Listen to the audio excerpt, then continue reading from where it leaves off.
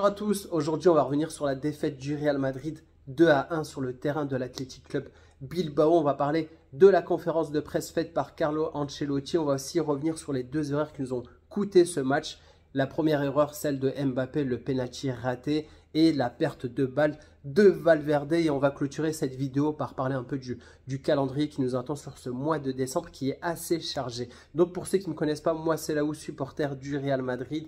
Mon but c'est de créer une belle communauté du Real Madrid. On est là pour échanger ensemble. On peut ne pas être d'accord de temps en temps. En tout cas c'est normal et c'est ça qui fait le débat. En tout cas n'hésitez pas à commenter sur cette actualité. On va parler sur mes vidéos d'infos, mercato, d'avant-match, de débrief, donc tout plein de choses pour pouvoir échanger. Donc, défaite du Real Madrid, c'est la 5e défaite de la saison. 4 défaites sur les 8 derniers matchs. Donc, on a perdu contre Lille, on a perdu contre le Barça, on a perdu contre le Milan AC, Liverpool et là, l'Athletic Club Bilbao. Donc, au vu des matchs, c'est vraiment sur les gros matchs qu'on a vraiment du mal, puisque les petits clubs, généralement, ça nous réussit. Et si on regarde le classement de la Liga, en tout cas, on peut un peu se réjouir parce qu'on est juste à 4 points du Barça, qui même le Barça a aussi eu sa période de moins bien, en sachant qu'on a un match de retard. Donc potentiellement, si on gagne notre match en retard, on devrait être juste à 1 point en dessous du Barça. Et juste après, on a l'Atlético Madrid à 32 points et l'Athletic Club Bilbao qui a fait la bonne opération de l'emporter et qui revient à 29 points. Et plus globalement aussi en Ligue des Champions, on est très mal classé, on est 24e. Donc saison très mitigée de la part du Real Madrid, enfin début de saison assez mitigé. Carlo Ancelotti a dit pas mal de choses, donc il est revenu forcément sur les erreurs. D'ailleurs, on va en parler dans cette vidéo, des erreurs de Valverde. Valverde nous dit il est triste comme Mbappé, mais ce qui s'est passé, c'est que Federico est toujours un joueur exceptionnel. Il nous parle aussi de Mbappé, toujours Mbappé est très triste, mais nous devons continuer à nous battre. Donc on lui parle aussi du penalty. Déjà tout d'abord il dit parfois vous manquez un penalty et parfois non. En tout cas il est triste par rapport à ce qui s'est passé, mais cela arrive. Ok, je peux comprendre. Donc il parle aussi de la hiérarchie du penalty parce que à l'avant-match il avait dit que ça pouvait se jouer entre Jude Bellingham et Kylian Mbappé et qu'il se mettrait d'accord entre les deux. Et là il dit, parce qu'un journaliste lui a posé la question, est-ce qu'il y a un changement lié au fait que Kylian Mbappé l'a raté? Il dit non, ils sont trois, toujours trois. Kylian, Jude et Vinicius. En tout cas, moi, pour ma part, je ne suis pas forcément d'accord sur ce point-là de la part de Carlo Ancelotti. Il ne faut pas s'entêter à encore laisser tirer Kylian Mbappé. On sent qu'il est vraiment dans une phase où il n'est pas bien. Donc, je pense que moi, il faut favoriser celui qui tire les mieux. Et statuer comme ça, il y en a un numéro 1.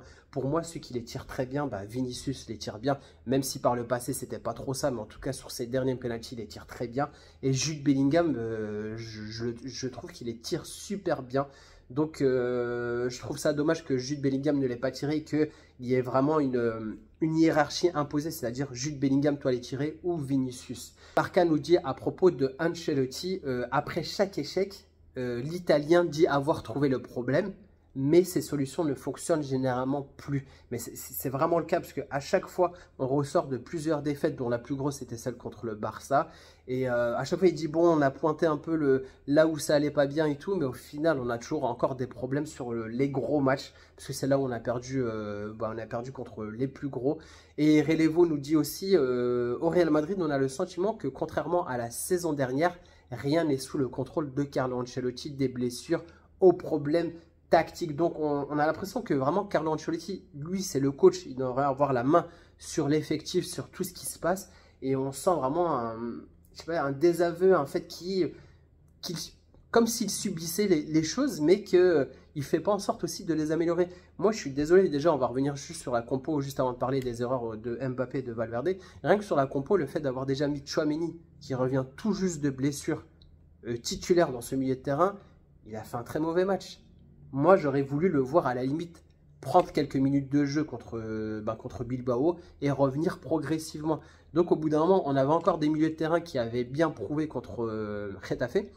Brahim, même s'il était pas, voilà, il était un peu moyen contre Getafe, je l'aurais quand même remis titulaire pour quand même avoir encore quelques bases, parce qu'à chaque fois, l'équipe change. Une fois c'est Fran Garcia, une fois c'est Mendy. Tchouaméni revient tout juste de blessure. Allez, on te met titulaire. Au bout d'un moment, wow. Rodrigo, pareil, il est revenu de blessure, on l'avait mis directement titulaire. Lucas Vasquez, à peine revenu de blessure, on le remet titulaire.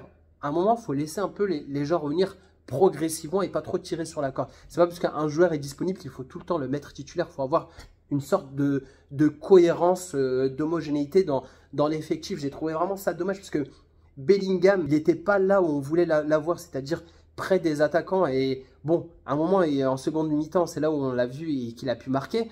Mais malheureusement, je trouve un peu les joueurs assez perdus. Déjà, nous, on trouve que les choix de Carlo Ancelotti sont un peu incohérents et qu'il n'est pas en phase avec ce qu'il devrait faire. Donc, j'imagine pas ce que doivent ressentir les joueurs. Donc, déjà, le fait de ne pas faire trop de rotation, de se retrouver toujours avec les mêmes joueurs. Une fois qu'un joueur revient de blessure, bon, on le met directement titulaire. De plus voir Hendrick et de moins en moins Güler. Donc, au bout d'un moment, j'ai peur qu'on perde l'effectif du Real Madrid. Et comme le souligne Marca et Relevo, Carlo Ancelotti, on a l'impression qu'il n'a plus de solution pour cette équipe-là. Et ça devient malheureux. Et chose que je rajoute, parce que je ne l'avais pas prévu, c'est par rapport à Tchouaméni, sa position.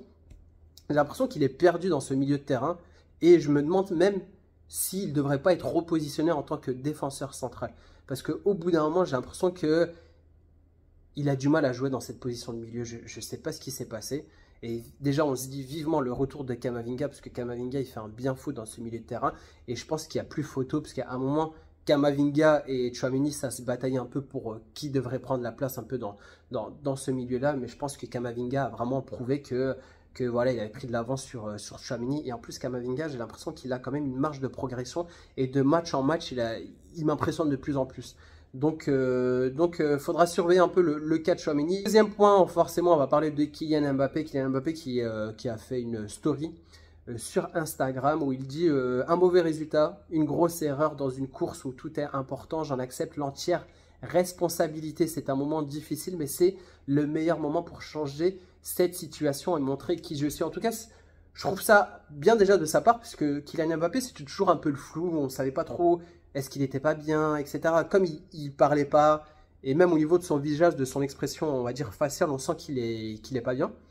Et le fait aussi de mettre des mots en disant que voilà, il vit un moment difficile. Bon, ça faisait un moment qu'on attendait un peu qu'il s'exprime un peu, qu'il dise un peu ce qu'il ressent, parce que voilà, c'était assez froid, on ne voyait pas là où il voulait en venir. Le gardien a parlé juste après le match où il dit j'avais vu le penalty précédent de Kylian Mbappé par rapport contre Liverpool, et je me suis dit qu'il avait frappé un penalty dans ce sens lors de la série précédente et l'avait gâché.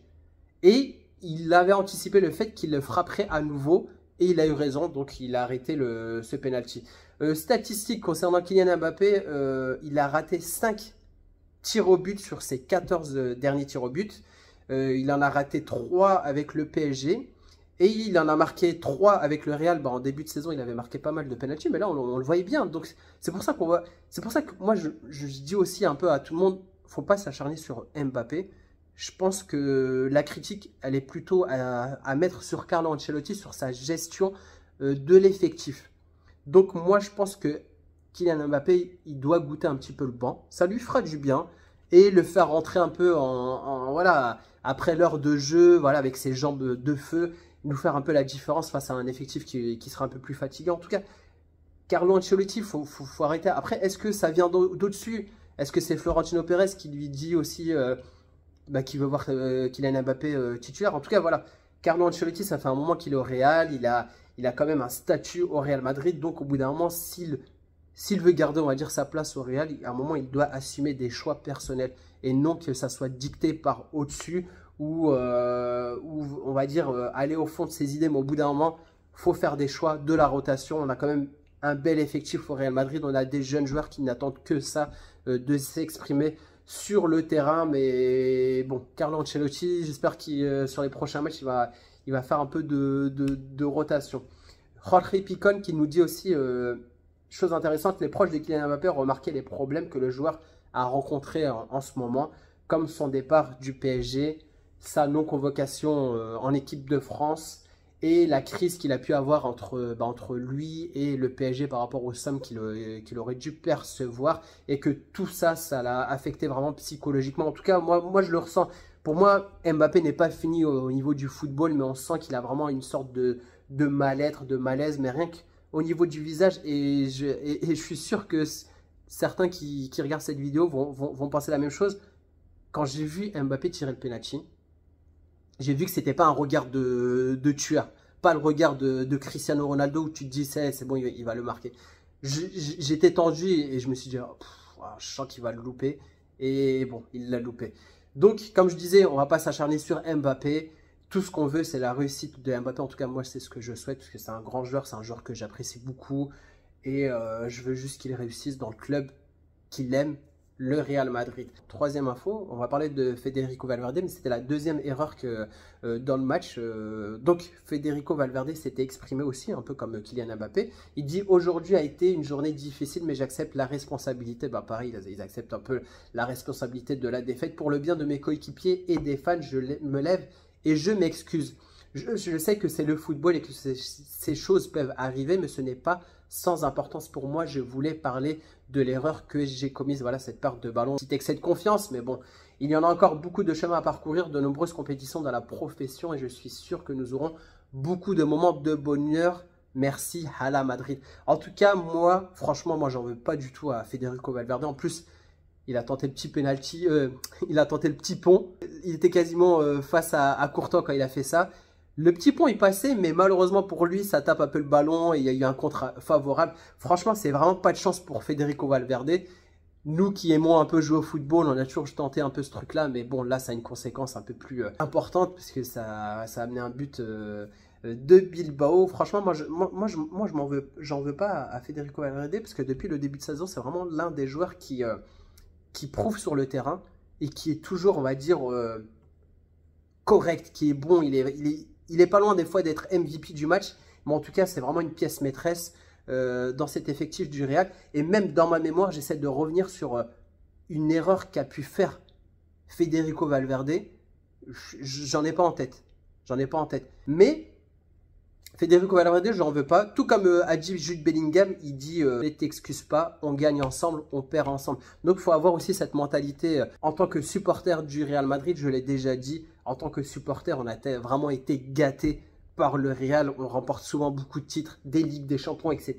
Donc on gagne ensemble et on perd ensemble. Malheureusement, ça arrive. Donc voilà, on ne peut pas gagner tous les matchs.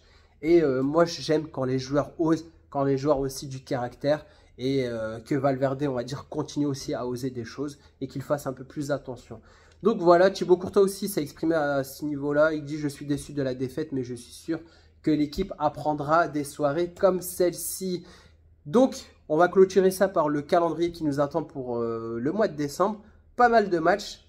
Déplacement à Gérone le 7 décembre, bientôt, demain. Déplacement à l'Atalanta pour la Ligue des Champions. Déplacement ensuite au Rayo Vallecano. Ensuite, place à la Coupe internationale. Et match contre Séville.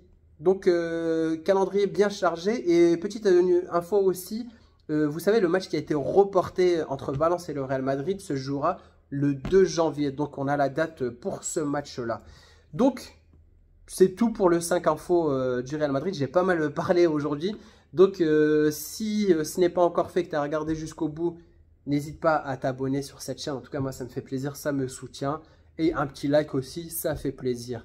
Donc, on se retrouvera pour une prochaine vidéo. Je parlerai du prochain match contre Gérone. On va faire l'avant-match comme d'habitude. Sur ce, je vous dis à bientôt. Ciao!